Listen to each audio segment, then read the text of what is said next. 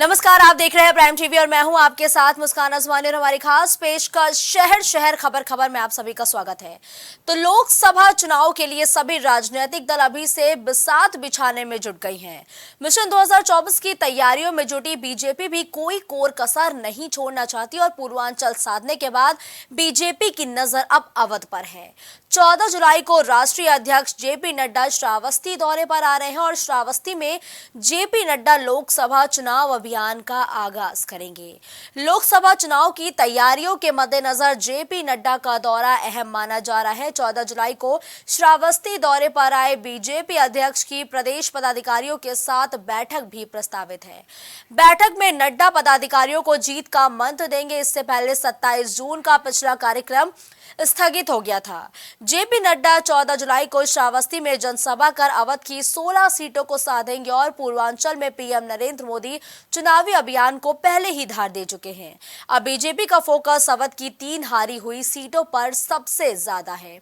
अवध की 3 लोकसभा सीटों पर विपक्षी पार्टियों का कब्जा है। बीजेपी श्रावस्ती, अंबेडकर नगर और रायबरेली की सीटों को अपने पाले में करना चाहती है क्योंकि ये 3 सीटें हैं अवध की जो फिलहाल विपक्षियों के पास है।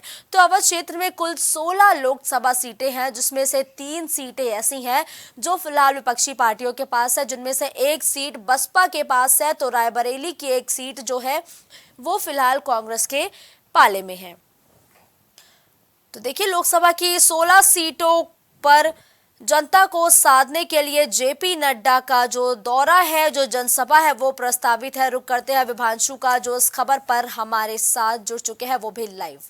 देखिए विभांशु, पूर्वांचल की जो चुनावी बिसात है उसको तो बिछाने का काम पीएम मोदी शुरू कर चुके हैं, रैलियों के जरिए, विकास कार्यों की योजनाओं के जरिए। लेकिन अब अवध क्षेत्र की कमान खुद राष्ट्रीय अध्यक्ष जेपी नड्डा ने संभाली है। तो वही श्रावस्ती में वो जनसभा को संबोधित करने के साथ तमाम योजनाओं की सौगात भी जनता को देंगे। विभांशु, बिल्कुल मुस्कान, आपको बता दें कि भाजपा पार्टी के राष्ट्रीय अध्यक्ष उत्तर प्रदेश के अंदर में चुनावी शंखनाद करने आगामी 14 जुलाई को उत्तर प्रदेश के दौरे पे आएंगे। आपको बता दें कि श्रावस्ती के अंदर में एक विशाल जनसभा को संबोधित करेंगे और साथ ही साथ आपको बता दें कि भारतीय जनता पार्टी इस चुनावी जनसभा से कहीं ना कहीं अगर देखें तो उनके राष्ट्रीय अध्यक्ष उत्तर प्रदेश के पूर्वांचल के अवध क्षेत्र में कहीं ना कहीं चुनावी संगनाद का शुरुआत करते हुए नजर आएंगे। साफ तौर से देखा जाए मुस्कान तो 16 सीटों पर फोकस होगा और बात करें तो भारतीय जनता पार्टी कहीं ना कहीं अपने चुनावी प्रचार की शुरुआत पश्चिम या अवध क्षेत्र से करती है। उसी क्रम में अब बीजेपी के राष्ट्रीय अध्यक्ष आगामी 14 जुलाई को उत्तर प्रदेश के श्रावस्ती आएंगे जहां एक विशाल जनसभा को संबोधित करेंगे। और आपको बता दें कि उससे ठीक पहले कहीं ना कहीं देखा जाए तो 15 तारीख को बीजेपी के द्वारा चलाए जा रहे महाजनसंपर्क अभियान का आखिरी दिन होगा। उससे ठीक एक दिन पहले उत्तर प्रदेश के अवध क्षेत्र के दौरे पर रहेंगे राष्ट्रीय अध्यक्ष जेपी नड्डा।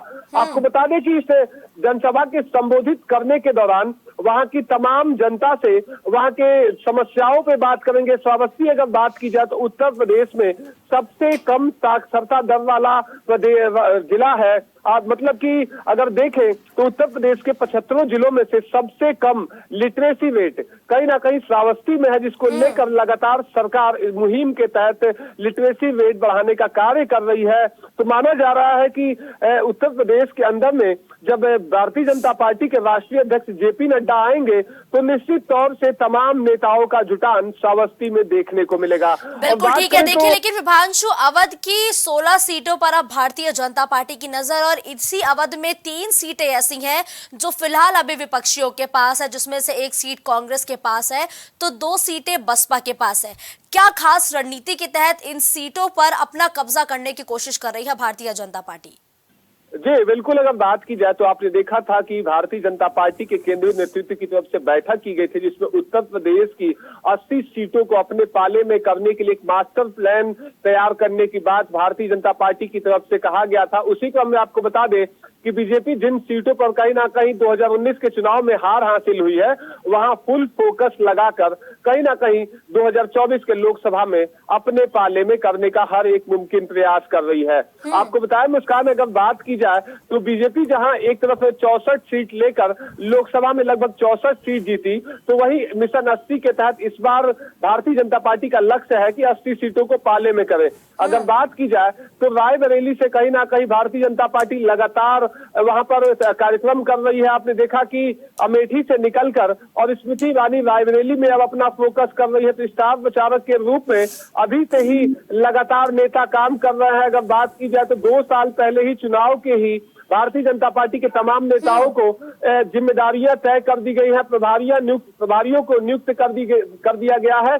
अब देखने वाली बात ये होगी कि जेपी नड्डा के इस दौरे में कहीं ना कहीं भारतीय जनता पार्टी के 16 सीट सहित उत्तर प्रदेश के अलग अलग कोनों से नेता कहीं ना कहीं जनसभा में सुनने आएंगे अपने राष्ट्रीय अध्यक्ष को।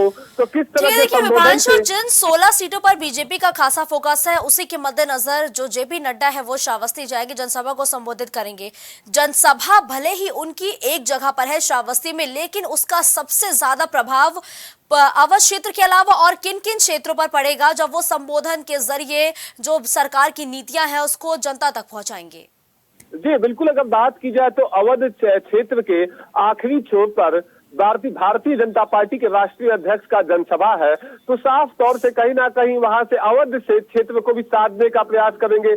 श्रावस्ती से लेकर और सीतापुर से पकड़े रायबरेली तक कहीं ना कहीं फोकस रखने का प्रयास करेंगे। उसी क्रम में अगर बात की जाए तो श्रावस्ती के बाद कहीं ना कहीं बहराइच है, गोंडा है, इन तमाम अवध क्षेत्र के क्षेत्रों के बाद कहीं ना कहीं गोरखपुर और साथ ही साथ कुशीनगर, महाराजगंज और देवरिया जैसे लोकसभा क्षेत्रों को भी साधने का प्रयास करेंगे। अब देखने वाली बात यह होगी कि इस जनसभा में माना जा रहा है कि एक भारी जनसैलाब उमड़ने की भारतीय जनता पार्टी की तरफ से आशंका जताई जा रही है। अब देखने वाली बात यह होगी कि भारतीय जनता पार्टी के राष्ट्रीय अध्यक्ष कैसे अपने कार्यकर्ताओं को, अपने पदाधिकारियों को संबोधित करते हैं और क्या दिशा निर्देश देते हैं। क्योंकि बात की जाए एक लंबे अरसे के बाद बीजेपी के राष्ट्रीय अध्यक्ष जेपी नड्डा उत्तर प्रदेश के अवध क्षेत्र में आ रहे हैं, तो अभी से ही तैयारियां जोरों से कर दी गई है।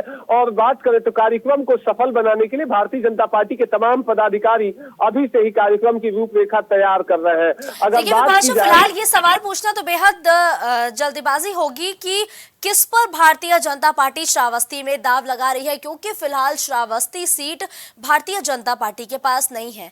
तो क्या किसी दावेदार का नाम सामने आ रहा है जो मजबूत है अपनी जमीनी पकड़ को बनाने में? जी बिल्कुल, अगर बात की जाए तो आपने देखा कि अभी उत्तर प्रदेश के हर एक लोकसभा क्षेत्रों के प्रभारियों की नियुक्ति की गई है, जो कहीं ना कहीं तत्कालीन जहां पर भारतीय जनता पार्टी जीती है या जहां हारी है वहां की सीटों की समीक्षा करेंगे। उम्मीदवारों का कहीं ना कहीं एक क्राइटेरिया तैयार करेंगे कि कौन सबसे आगे है। इसका रिपोर्ट उत्तर प्रदेश के भारतीय जनता पार्टी के प्रदेश कार्यालय भेजेंगे। वहां पर कहीं ना कहीं मुहर लगने के बाद दिल्ली दरबार से ही ये तय होगा। मगर अभी कहना जल्दबाजी होगा मुस्कान, क्योंकि 11 महीने से लगभग 11 महीने चुनाव में बचे हैं। और बात की जाए तो जिन सीटों पर बीजेपी हारी हुई है वहां फुल फोकस करके अपने पाले में करने के लिए नए नए पैतरे आजमाते हुए नजर आएगी। बिल्कुल ठीक है, धन्यवाद विभांशु इस खबर पर हमारे साथ जुड़ते हुए। तमाम अपडेट हमारे दर्शकों तक पहुंचाने के लिए। तो देखिए, अवध का प्लान भी भारतीय जनता पार्टी का तैयार हो चुका है, जहां पूर्वांचल में अपने चुनावी एजेंडे को धार देने के लिए पीएम मोदी खुद वाराणसी और गोरखपुर पहुंचे थे। तो ऐसे में अब अवध क्षेत्र की जो चुनावी शंखनाद करने के लिए जेपी नड्डा श्रावस्ती पहुंचेंगे, जहां पर वो जनसभा को संबोधित भी करेंगे। अब खबर गाजियाबाद से है, जहां धर्मांतरण का मामला सामने आने के बाद पुलिस ने 3 लोगों को गिरफ्तार किया है। तीनों की गिरफ्तारी कोड़ा पुलिस ने अलग अलग इलाकों से की है और गिरफ्तार आरोपियों की पहचान 22 वर्षीय मोहम्मद राहिल उर्फ राहुल अग्रवाल, साथ ही 30 वर्षीय मुशीर और 33 वर्षीय अब्दुल्ला अहमद उर्फ सौरभ खुराना के रूप में हुई है। ट्रांसजेंडर के पुलिस उपायुक्त विवेक चंद्र यादव ने बताया कि गाजियाबाद के खोड़ा में रहने वाले एक शख्स ने पुलिस को शिकायत दी थी। शिकायत में दावा किया गया कि मोहम्मद राहिल उर्फ राहुल नाम का युवक बेटी को धन परिवर्तन करने के लिए प्रेरित कर रहा है।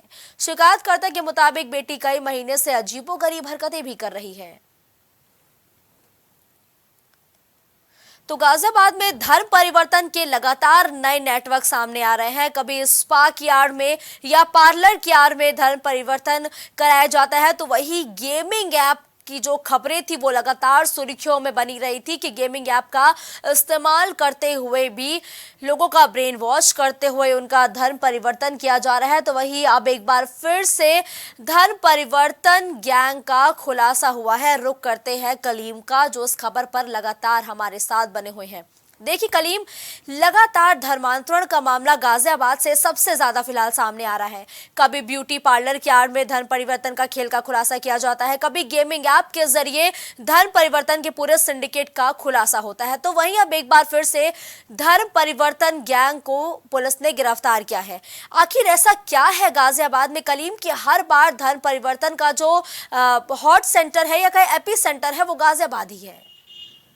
देखिए मुस्कान जी, जिस तरीके से जो धर्म परिवर्तन के जो मामले हैं वो लगातार गाजियाबाद से जो सामने आ रहे हैं, क्योंकि ये दिल्ली से सटा हुआ इलाका है और यहाँ पर अक्सर धर्म परिवर्तन के जो मामले सामने आते हैं, क्योंकि यहीं का मास्टरमाइंड भी जो मास्टरमाइंड इससे बात की जाए शहनवाज और बद्दो भी जो ऑनलाइन गेमिंग का जो मामला था वहीं का मास्टरमाइंड था, क्योंकि वहीं पर रह करके लगातार पूरा नेटवर्क चला रहा था। लेकिन जिस तरीके से जो अभी 3 लोग गिरफ्तारी हुई है धर्मांतरण के मामले में, इसमें बड़ी बात यह है कि साल 2014 में अलीगढ़ यूनिवर्सिटी से पढ़ा हुआ सौरभ खुराना, जिसने खुद अपना पहले धर्म परिवर्तन कराया था और नाम बदलकर अब्दुल्ला रखा। उसके बाद उसने एक पूरा गिरोह बनाया और उस गिरोह के जरिए अपने साथ लोगों को इकट्ठा किया, युवाओं को इकट्ठा किया। उसके बाद उनको प्रेरित करता था, प्रेरित करने के बाद उनका लगातार धर्म परिवर्तन भी करा रहा था। इसके साथ एक इसमें बड़ा जो खुलासा किया गया है, उसमें खुलासा ये किया गया है कि ये जो अब्दुल्ला है, अब्दुल्ले के गिरोह में जो युवा लोग थे, वो युवा लगातार जो हिंदू वर्ग की लड़कियां थी, हिंदू समुदाय की जो लड़कियां थी, उनको अपने प्रेम जाल में फंसाना, उनसे जबरन धर्म परिवर्तन कराना, इस तरीके के मामले लगातार आ रहे थे। फिलहाल जो मामला है ये सामने आया क्योंकि जो एक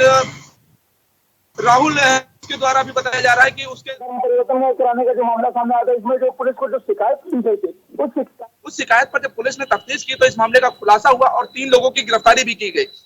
लेकिन देखिए कलीम, अब यहाँ सवाल ये बड़ा हो जाता है कि लगातार ऐसे मामले गाजियाबाद से सामने आ रहे हैं, कार्रवाई भी की जा रही है, लेकिन जो ये गैंग चलाते हैं, जो इन गिरोह के सिंडिकेट्स होते हैं, क्या उनमें किसी बात को लेकर डर नहीं है? क्योंकि लगातार गिरफ्तारियों का दौर जारी है, छापेमारी का दौर जारी है। आखिर फिर किस तरीके से ये जो गैंग है ये गाजियाबाद में एक्टिव है? किसकी लापरवाही या किसकी खामियाजा यहाँ पे माना जाए? देखिए मुस्कान जी, इस मामले में साफ कहा जा सकता है क्योंकि जो एक सिंडिकेट है ये एक बड़ा सिंडिकेट है। क्योंकि आप अगर सोशल मीडिया की बात करेंगे तो सोशल मीडिया पर कई ऐसे नेटवर्क भी हैं, या आप गूगल पे जाएंगे तो ऐसी कई साइट है जिस पर देखा यह जाता है कि अगर आप अपना धर्म परिवर्तन कराते हैं या फिर किसी ऐसे युवक का जो धर्म परिवर्तन करते हैं जो अलग समुदाय से, तो उनको फंडिंग भी की जाती है। तो जाहिर सी बात है, जो बेरोजगार युवा है उन युवाओं को लगातार जो फंडिंग होती है तो उन फंडिंग के जरिए भी लगातार वो लोग प्रेरित होते हैं और प्रेरित होने के बाद जो लोग हैं वो दूसरों को भी अपनी ओर आकर्षित करते हैं, धर्म परिवर्तन करते हैं। लेकिन बड़ी बात यह है कि जिस तरीके से लगातार गाजियाबाद से जो मामले सामने आ रहे हैं, क्योंकि गाजियाबाद से जो मामले सामने आ रहे हैं उसका मुख्य कारण ये भी बताया जा रहा है क्योंकि उससे जो सटे इलाके हैं वो मुस्लिम बहुल क्षेत्र है, वहां पर जो धर्म के आड़ में जो सारे काम हो रहे हैं वो जो बताए जा रहे हैं, क्योंकि वहां पर जो बड़े बड़े मौलाना है जो इसमें शामिल होने की जो बात की जा रही है। फिलहाल इन सभी मामलों को लेकर के जो एटीएस है वो भी अपनी तफ्तीश कर रही है और इसके साथ जो दावा किया जा रहा है कि आखिर जिस तरीके से गाजियाबाद में ये जो मामले सामने आ रहे हैं इसके पीछे वजह क्या है। क्या दिल्ली का जो कोई बड़ा सिंडिकेट है, क्योंकि दिल्ली मुंबई की जो बात की जाए वहां का भी पूरा सिंडिकेट गाजियाबाद में ही आकर ठहर रहा है। क्योंकि बिल्कुल देखिए कलीम, अभी अगर हम गेमिंग ऐप वाले मुद्दे पर नजर डालें तो उसकी भी कई परतें खुलनी बाकी है, क्योंकि बहुत ही कम जो जानकारी है वो मीडिया तक पहुंची है। ऐसे में अब एक बार फिर से धर्म परिवर्तन की काले केल का पर्दाफाश हुआ है, तो अब जो खुलासा हुआ है इसकी तारें किस किस राज्यों से जुड़ी है और आखिर अब लोगों को या यूं कहे कि युवाओं को जागरूक कैसे किया जाए?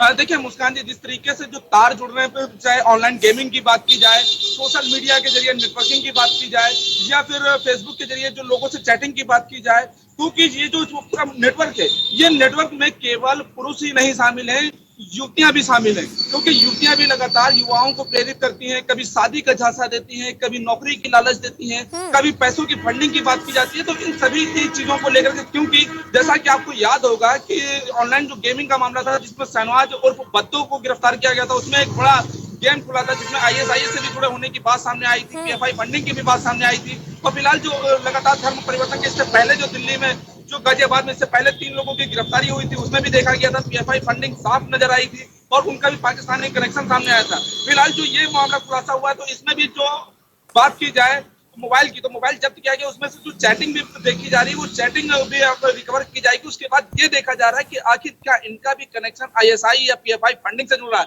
क्योंकि शाहनवाज का जो मुद्दा था वो शाहनवाज और उपपद्दों का वो सीधा पाकिस्तान से भी जुड़ता हुआ नजर आ रहा था। और इस मामले को कलीम, लेकर क्या ATS इन दोनों जो अलग अलग धर्मांतरण के मुद्दे आए हैं, चाहे वो गेमिंग ऐप हो चाहे ये धर्म परिवर्तन का, क्या इन दोनों मुद्दों में आपस में कोई कनेक्शन हो सकता है? जाहिर से बात है, जो कनेक्शन की बात की जाए, ये सारे कनेक्शन एक दूसरे से जुड़ते हुए ही नजर आ रहे हैं, क्योंकि जिस तरीके से शाहनवाज की जब गिरफ्तारी हुई थी गाजियाबाद में, तो उस समय एक दावा जो किया गया था, दावा ये किया गया था कि इसका एक बड़ा नेटवर्क खुलेगा और इस नेटवर्क में और लोगों की गिरफ्तारी होगी। तो कहीं ना कहीं जिस तरीके से गाजियाबाद में जो गिरफ्तारी हो रही है, क्योंकि उसी गिरफ्तारी से ये सभी तार जुड़ रहे हैं, क्योंकि गाजियाबाद में ये पूरा नेटवर्क पूरी तरीके से सक्रिय हो रहा है, क्योंकि ये कहा जा रहा था कि इसका पूरा नेटवर्क यूपी में पैर अपने पसार रहा है, क्योंकि यूपी में अलग अलग जगहों से ये मामले सामने आ रहे थे। तो कहीं ना कहीं ये जो एक दावा किया गया था ATS का और गाजियाबाद पुलिस का कि जो धर्मांतरण का मामला है, जिस तरीके से उसने गाजियाबाद में अपना पैर पसारा हुआ है, तो इसका भांडाफोड़ भी किया जाएगा और इसका नेटवर्क भी तोड़ा जाएगा। तो कहीं ना कहीं धन्यवाद कलीम, इस खबर पर हमारे साथ जुड़ते हुए तमाम अपडेट हमारे दर्शकों तक पहुंचाने के लिए। तो देखिए, धर्मांतरण गैंग का प्लान जो है वो लगातार खुलता हुआ नजर आ रहा है, क्योंकि गाजियाबाद पुलिस अब सक्रिय हो चुकी है। तो वही अब एक बार फिर से धर्म परिवर्तन कराने वाले रैकेट को पुलिस ने गिरफ्तार किया है।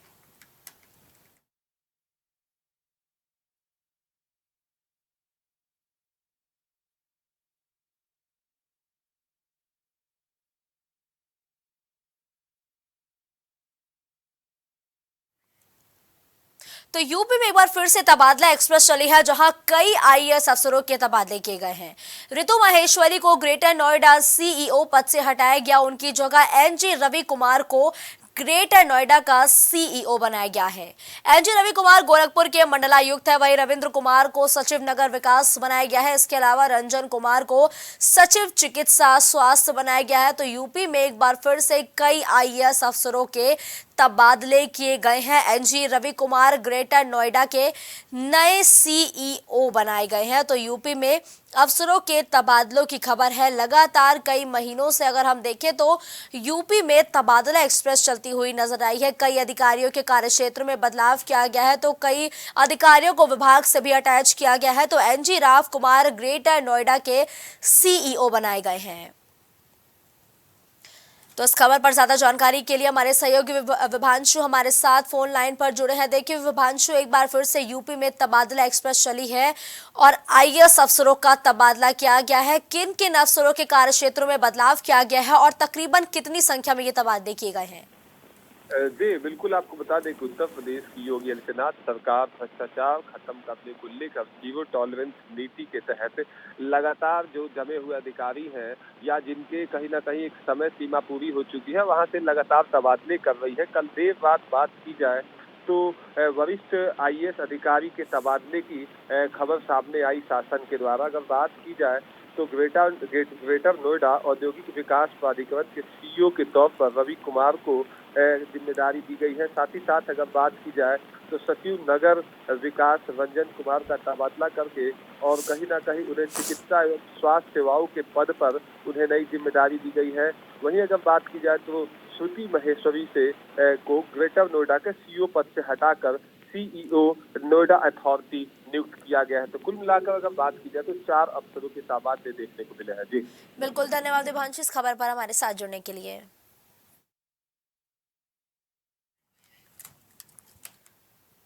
खबर सुल्तानपुर से है, जहां एसपी आवास से चंद कदमों की दूरी पर बदमाशों ने लोको पायलट से 3000 की लूट की घटना को अंजाम दिया है।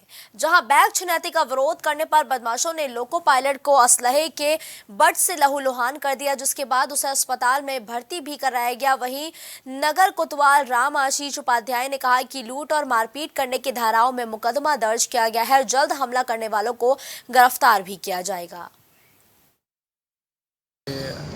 बजे आ रहे थे ड्यूटी ऑफ करके, तो इधर कप्तान आवास के पास पहुँचे। कुछ अज्ञात लोग आए, एक हमारे सामने से बंदूक लगाया, उसके बाद बोला जो कुछ है सब दे दो, तो हमको सब कुछ दे दिए। फिर पीछे से 2-4 लोग और आके वो हमको मारने लगे और सामान भी छीन रहे थे। सामान जैसे छीन लिए, फिर हम बोले भैया अब मत मारो, कुछ है नहीं मेरे पास। तब इतना जब बोले तो वो लोग छोड़ के भाग लिए। फिर मैं अपने ऑफिस वापस गया धीरे धीरे। स्टाफ दीपक कुमार जो रात 23:40 पर यहाँ मालगाड़ी लेकर मुगल सराय से आया और आने के बाद उसने साइन ऑफ करके अपने घर के लिए जब वो निकला तो ठीक सबसे निंदनीय ये है कि ठीक कप्तान साहब के बंगले के पास अगर ये घटना होती है तो बहुत ही दुखद घटना है, जहाँ पे सभी प्रकार की सुरक्षा कैमरे सभी लगे रहते हैं। और हमारा ये स्टाफ आ रहा था बाइक से और सामने से उसको पिस्टल लगा दी गई और लगाने के बाद 4-5 लोगों ने कहा कि तुरंत जो सामान हो दे दो। ये बेचारा डर के मारा इसने अपना पूरा सामान दे दिया और सामान देने के बाद भी इसको नहीं बख्शा गया। 5 लोगों ने मिलकर इसको बहुत ज़्यादा मार दिया है, सर में इसके काफ़ी गंभीर चोट आई है। तो इस खबर पर ज्यादा जानकारी के लिए हमारे सहयोगी सुल्तानपुर से आशुतोष हमारे साथ जुड़ चुके हैं। देखिए आशुतोष, लोको पायलट के साथ लूट की घटना सुल्तानपुर से सामने आई है, क्या कुछ था ये पूरा मामला और किस तरीके से पूरी वारदात को अंजाम दिया गया है? जी बिल्कुल, आपको बता दें बीती रात की घटना है, लगभग एक बजे के आसपास की घटना है, जहां पर ये ड्यूटी के दौरान जो है ये वापस घर की तरफ जा रहे थे और ये एसपी वहाँ पे एसपी का बंगला है, उसी के जस्ट पीछे इनका एक मकान है, किराए पे रहता है। रहने वाले अध्यक्ष हैं, ये लगभग 1 सालों से यहाँ पे ड्यूटी पे तैनात थे और ये बीती रात को ड्यूटी करने के बाद जो है घर वापसी जा रहे थे। उसी दौरान कुछ वहाँ पे बदमाशों लोग जो है इनको एक बट के द्वारा जो है हमला बोल दिया। उसी को दौरान देखते हुए वहाँ पे अपने अधिकारियों को जो है सूचना देने के बाद जो है कोतवाली में तहरीर देने के बाद जो है मुकदमा पंजीकृत कराया गया। लेकिन एक इसमें बड़ी घटना एक सामने आ रही है, आवाज के सामने ही कोई अगर अधिकारी के आवाज के सामने अगर इतनी बड़ी घटना हो रही है, वो वाकई बहुत निंदा चीज है वहाँ पे। लेकिन आशुतोष, अब इस मामले पर कार्रवाई कब की जाएगी और जो घायल है उसके मुताबिक कितने लोग इस पूरी वारदात में शामिल थे? ये बिल्कुल उनका ये कहना था, जिस तरह वहाँ पे जो है मारने के लिए जो आए थे लगभग 5 लोग की संख्या में बताए जा रहे हैं और उसको जो है वो अपनी जान बचाने के चक्कर में भागने की कोशिश कर रहे थे या वहाँ से हटने की कोशिश कर रहे थे। फिर भी वहाँ पे वहाँ हमला एक बोल दिया गया है, ये कहीं वहाँ पे गोली की वारदात भी चली, लेकिन बगल ही आवास है, उसके बगल जो है रेलवे की पूरी अधिकारी टीम लोग वहाँ मौजूद रहते हैं। लेकिन फिर भी एक बड़ी घटना का अंजाम देना वाकई बहुत निंदा चीज है। कहीं ना कहीं प्रशासन को भी इसका संज्ञान लेना चाहिए, जिस तरह ये आए दिन घटना देखने को सामने आ रही है। ठीक है, धन्यवाद आशुतोष इस खबर पर हमारे साथ जुड़ने के लिए। तो देखिए, लोको पायलट के साथ लूटपाट की घटना सुल्तानपुर की है, जहां पर फिलहाल लोको पायलट का इलाज जारी है। लेकिन हैरानी की बात यह है कि लूटपाट की घटना एक अधिकारी के आवास के सामने हो जाती है, जहां लोको पायलट गंभीर रूप से घायल भी हो जाता है, जिसे इलाज के लिए फिलहाल अस्पताल में भर्ती भी करा दिया गया है। तो मामले की जांच पड़ताल में पुलिस जुट गई है। साथ ही पुलिस की तरफ से कहा गया है कि जल्द ही हमला करने वाले सभी आरोपियों को गिरफ्तार भी किया जाएगा, जिसके लिए टीम भी गठित कर दी गई है। इस बुलेटिन में फिलहाल के लिए बस इतना ही। देश और दुनिया की तमाम बड़ी खबरों के लिए आप देखते रहिए प्राइम टीवी। कुछ भाव पुष्प आप देख रहे हैं प्राइम टीवी, सच साहस सरोकार।